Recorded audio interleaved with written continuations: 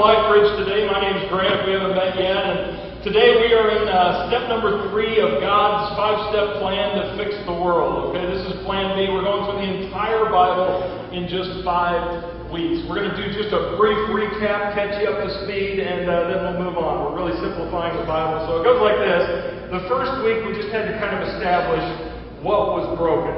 And that's one of the most important things to understand about the Bible. Because if you don't understand what's broken, you will not understand what God's trying to do to fix it. His steps aren't going to make a lot of sense. So we said this: the problem with the world, according to God, is sin. And then we gave this definition. Sin is any action taken by humanity apart from God's goodness that leads to destruction. That's what sin is. Now let me explain that a little bit, because I think that's important. When I was a kid, I was not a good kid. And some of you might sit out there and go, "There's no such thing as a bad child." Yes, there is. Some of you have them, and I was one of them. Okay, so it's okay. Just kind of give you, I could get up here and give you a long list of what I mean by I was a bad kid, but I'll just kind of give you some highlights, some fun highlights. When I was in 4th grade, we were at a small country school. Okay, so just to get that vibe, this is not a just outside Detroit type of school. This is a small country school in Nebraska. And in 4th grade, I dropped the F-bomb in class. Okay? I got sent home with a slip. I was the first kid to do that kind of stuff. I got sent home with a slip. Needless to say, I got a whooping. Okay? Now, my parents had 2 kinds of discipline. There was a paddle and there was a belt. And I really liked the paddle a lot more than the belt, but I didn't see the paddle again after 4th grade, okay? It was all belt all the time. Now the thing about me, because of that belt, I was always respectful of people. I was just kind of a big moron. So I dropped the F-bomb, got a whooping. In 5th grade, I decided to pick a fight with a 7th grader on the bus because he was just so obnoxious, right? So I grabbed him and threw him out of the seat and started hitting him. Now that may sound kind of cool, right? But it wasn't cool. It was 5th grade. You know how 5th graders punch. It's the windmill.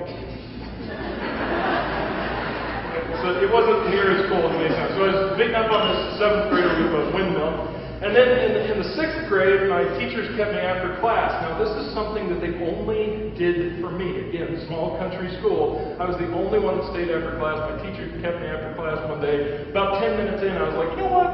I'm not doing this. And I left, right?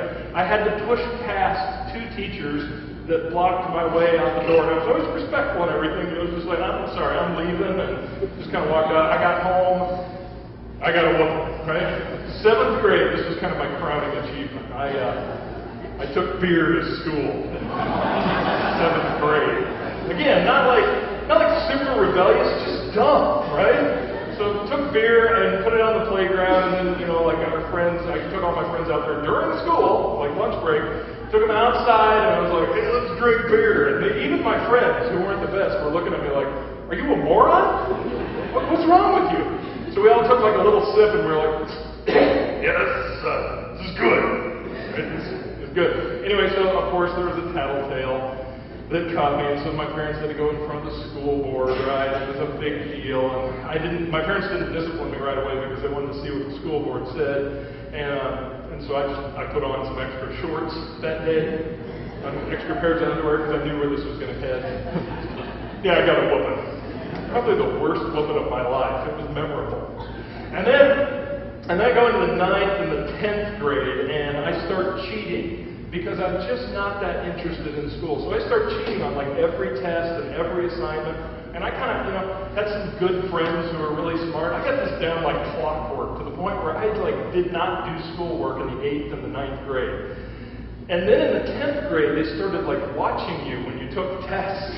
And I wasn't able to, and I was so far behind at this point that I could not, without cheating, successfully get my record D grades that I'd been getting. And so I wasn't able to cheat. And so I eventually got to the place when in 10th grade, I had no choice, really. I had to drop out of high school. And my life was just going down the tubes, okay? Now here's why I tell you this. Because during that phase of my life, during that time, I never woke up in the morning and thought, what bonehead thing can I do today? Right? I never woke up in the morning and thought, how can I destroy my life or my parents' life or somebody around me? I never thought about that. In fact, quite the opposite. My point was, I woke up in the morning and I thought, I just want to enjoy life. Right? I just want to do life, and I want to enjoy it, and I want to do the best possible thing that's going to give me a good life. Now, maybe some of you have been in that situation, maybe not as a kid, maybe as an adult you've been in that situation, where you just wake up and you're like, yeah, I just want to enjoy life, I want to do a good thing, I just want to move forward, and so you make the best possible decisions you can to get you that good life. But just like me, the more and more good decisions I made, the worse my life became, and I began to destroy my life, I began to destroy everybody around me. And that's the way we all are. And that's the problem with sin. Because God looks down at us, and He sees every one of us doing the same thing, that we're all like, yeah, we just want to do what seems right, we want to do what seems best, we want to have a good life. And you've had that experience where the more and more you try to make those decisions, the more and more you destroy your life. That's God's cosmic dilemma. As God looks down at mankind, He has these people that are capable of such good and such evil, and they make so many choices to do things that are so far away from what's right, and they end up destroying themselves or destroy others. And so that's the problem that God has to fix. And so God, step number one, this is God's 5 steps. Step number one, we talked about the first week, God curses the world. Why? He needs to bring us back to Him. He needs to have us humble ourselves and come back to Him, because there's no way that we can make good decisions without Him. Every decision we make will be destructive if it's apart from God. So He curses the world to bring us back to Him. Step number 2, God, we talked about this last week, God gives the law. So He gives these rules, and nobody follows the rules. In fact, the rules in the Old Testament law kind of make things a little worse in some ways. Now, if you've been here the last couple of weeks, those are real exciting, aren't they? You just came here and you're like, oh yeah, that's super fun. God cursed the world, and now we have the law, and okay, let's go home. Yay, church! But you need to understand that this stuff is essential. As you read through the Old Testament, that's kind of the vibe you'll get. Oh man, this is it's horrible. And you got to understand that this is all just a setup. It's all God just putting things in place so that He could do something that nobody saw coming. So that God can do step number 3. God, right into this situation, God does this. God becomes a man. God walks into the curse that He created, and He Himself, just like you and I, He experiences the curse. He lives in our shoes.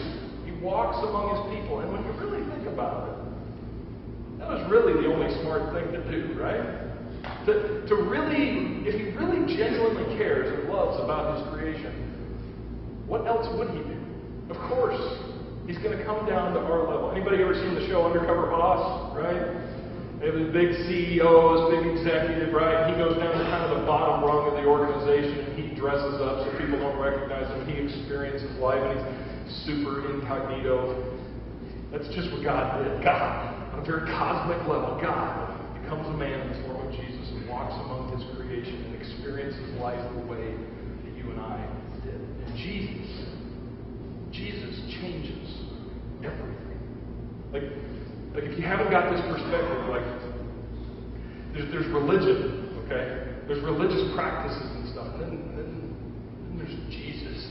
It's like a completely different thing that gets so frustrated when I try to communicate to people. I'm like, yeah. You're familiar with religions, maybe different religions. You're familiar with rules and laws and following and stuff. I get that, but Jesus is so much different. He changed everything. And if you view Jesus that way, you don't understand at all who Jesus was at all. So today, what I want to do is I just want to go through the key things that Jesus did that were so unique, and why this was really God's most important step, and everything else was just set. So the first thing is this. This is what Jesus accomplished. Jesus revealed the source of humanity's problem.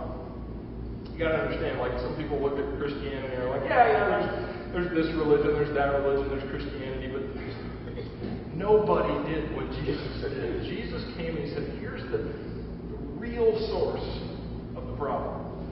When I was growing up, again, on a farm, I was super rebellious. I was a bad kid and everything, but I loved farming.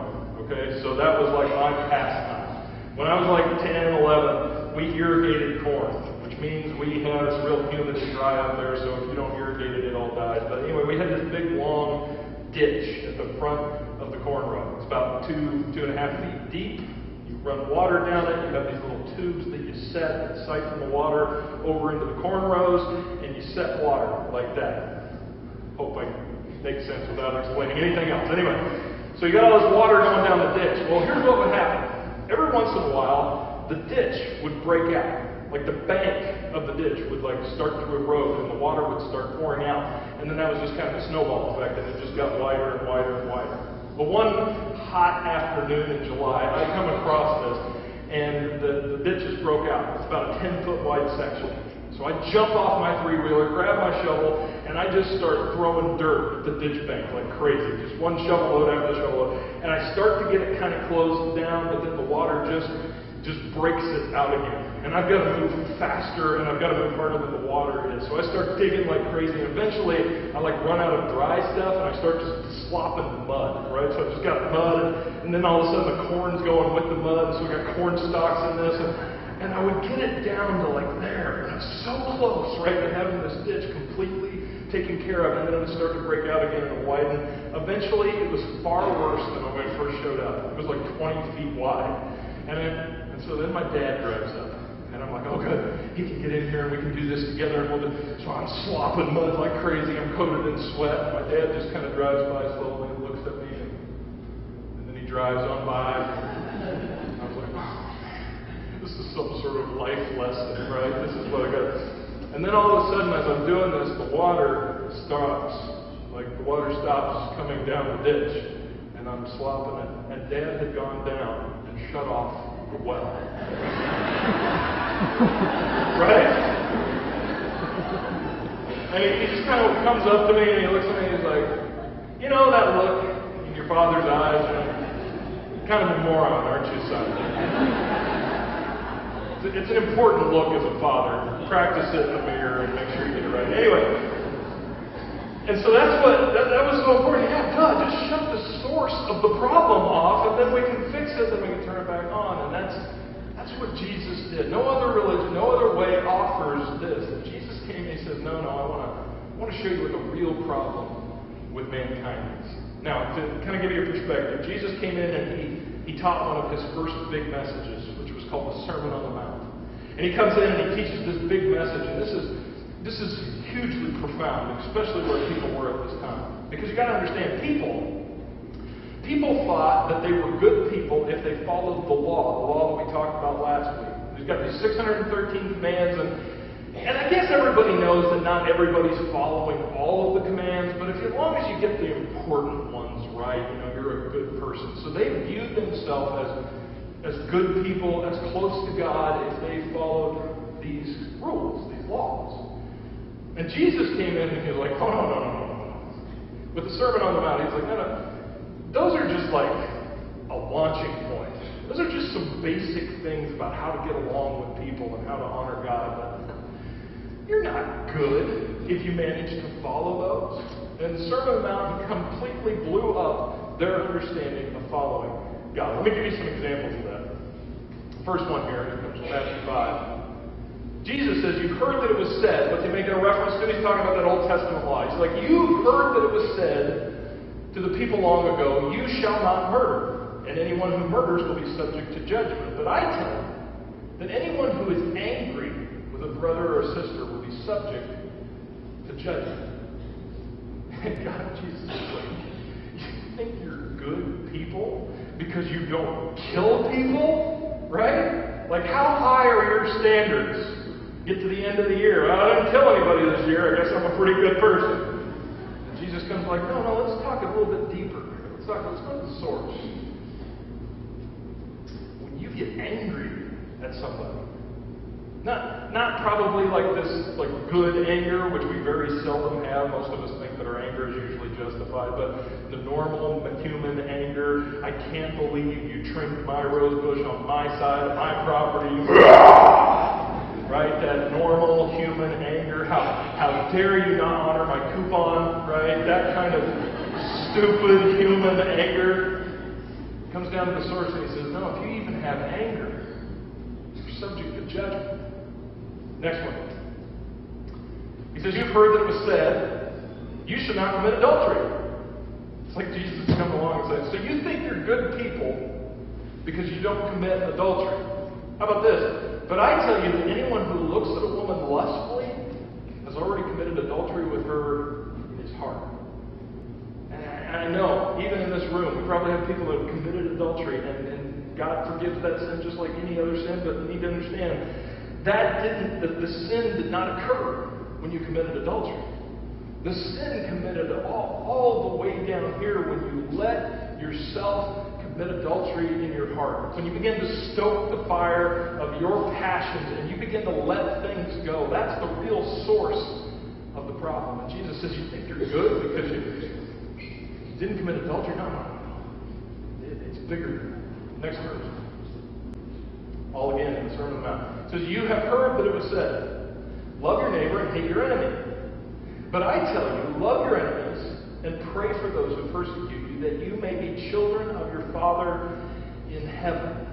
Well, this is what makes Jesus so unique and so different. Listen to this. He says, he causes his sun to rise on the evil and the good and sends rain on the righteous and the unrighteous. If you love those who love you, what reward will you get? Are not even tax collectors doing that? At that time, tax collectors had basically the same status that you and I think of as a pimp. Okay? Like, yeah, that's like kind of a lowest rung, right? They're pimping. Anyway, and if you greet only your own people, what are you doing more than others? Do not even the pagans do that? And Jesus uncovers a big one here. Jesus goes, okay, so who isn't nice to people who are nice to you, right? If an old lady I never met from my neighborhood walked up to my house and said, hey, I baked you and your family pecan pie, what kind of person would I be? How many people would actually knock the pie out of her hand and say, get out of my yard? Nobody's going to do that. People are good. Even inmates on death row love their mom, right? People love people who love them. If somebody's being good to you, don't think that you're like a good person because you're good to them back. Let's go down to the source. What would be the motivation? What would be the reason of why you're good to people that are good to you? This is deep. This is your heart. Because you want them to continue to be good to you. And since they were good to you, you'll be good to them back in hopes that they'll be good to you back. But why would you ever be good to somebody who's your enemy? Somebody who cursed you, somebody who made fun of you, somebody who put you down behind your back. Why would you ever be good to somebody like that? And there's only one answer to it. Because you are good. That would be the only motivation and the only reason why you would ever be good to somebody who's evil to you. And Jesus blew it up. He's like, yeah, you think you're good because you don't kill people, because you obey these ruthless laws? No. You need to understand. It's your heart. You're not good at the source of your heart. And so he makes it really plain and really clear what the source of our problems are. Now, that's huge. Because a lot of us, we're all out there trying to follow the right rules and do the right things, and God's like, no, it's so much bigger than that. It's who you are. It's inside of you, and not just you. Every single person ever. Which leads to step number 2. The thing that Jesus changed, number 2. Jesus provided protection from God's wrath. See, God's able to look inside of our heart, our soul, our spirit. He's able to see the source of who we are. And He's able to know that even the best of us are far worse off than we could ever imagine or think. Like, just imagine if you could look into somebody else's spirit, right? Person sitting next to you, maybe you know them, maybe you don't. If you could know right now and for the rest of this week every thought that they have, right? Think about first the thoughts that you have, okay? Use that as a measurement stick. And then look at the weirdo next to you. And just imagine, what would you think of that person if you could know every thought they think? Every time that guy walks by a lady, you know what the thought he thinks. Right? Wives, if you could know what your husband thinks all the time, how many of you would still be married? Guys, it's pretty obvious what your wife's thinking all the time. Anyway, so just imagine if you could peer into somebody else's soul and know what they were thinking. You wouldn't like very many people, would you? I mean, honestly, how many people would you really like? And God sees into every one of our hearts all the time, and He sees not just what we do on the outside, not just how we look to the rest of the world, but He sees really how off our heart, our intentions, our motivation, our soul, our thoughts. He sees how depraved they are, and because of that, God's angry. Just like you would be angry if you could look into somebody else's mind. God's angry with us because we are not good. I don't mean you, I mean all of us. I mean, we're all not good. And so you see this Old Testament God of wrath, right? God seems to be getting angry all the time. And what we think when we get into the New Testament, like that all went away. Let me tell you, God's anger didn't go anywhere. God's wrath didn't go anywhere. The only thing that changed from the Old Testament to Jesus and after was that Jesus offered protection from His wrath. It gives us a picture of what that looks like here in Romans chapter 5. Romans 5, Romans 7. What is it? Throw it up there so I'll know.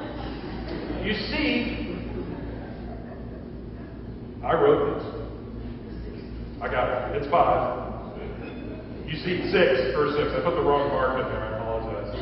Romans 5. You guys are like the test run service. So if you want the good one, come to the 11th. There you go.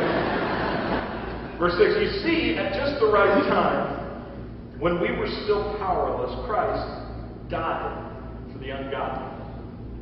Very rarely will anyone die for a righteous person, though for a good person someone might possibly dare to die. Okay, so just imagine, I don't care what housing area you live in, imagine you find out that your neighbor, it becomes evident that they were like cooking meth and selling it. Okay? Got shady people coming over to the house in weird hours of the night, and they're over there, and it's just like Breaking Bad going on right next door. Okay?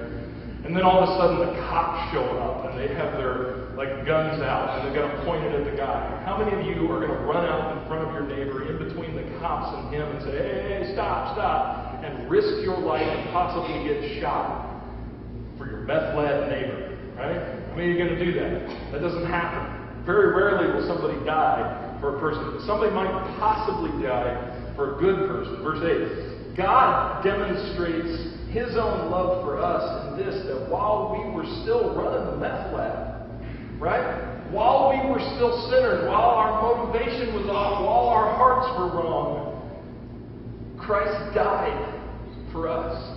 He didn't wait for us to get right. He didn't wait for us to start following the rules. Just right in the middle of it, Jesus died for us. Verse 9. Since we have now been justified.